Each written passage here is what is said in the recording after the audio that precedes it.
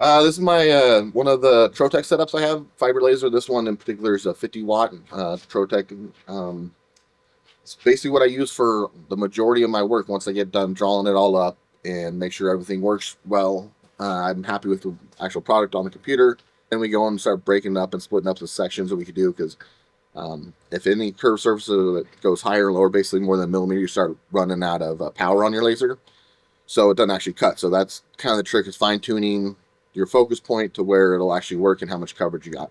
So right now, I have a valve cover that I'm doing. I'm doing the last little section on it. So I'll show you. We go in here. I already have everything done on it. I select what file that I want next. Add it in here and let it drop. On that one, we're good. And then resize real quick to be what I want. All right, so then once the image is here in the computer and you're happy with how it is, there's nothing that's jumping out at you, then you, this one particular, have our valve cover here that just doing this last little tiny section on it. So I already have it in the right focus point on here. So turn one over once where I like it. And then I line up.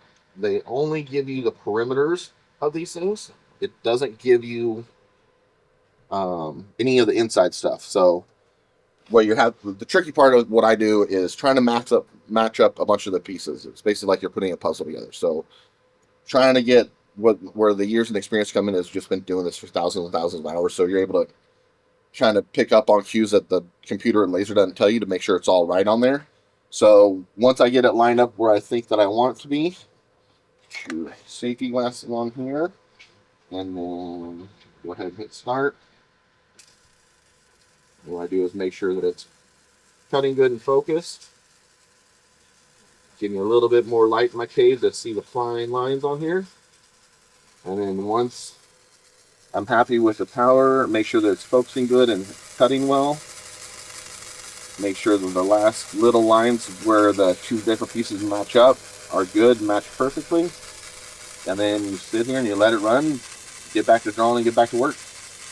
You'll be good to go.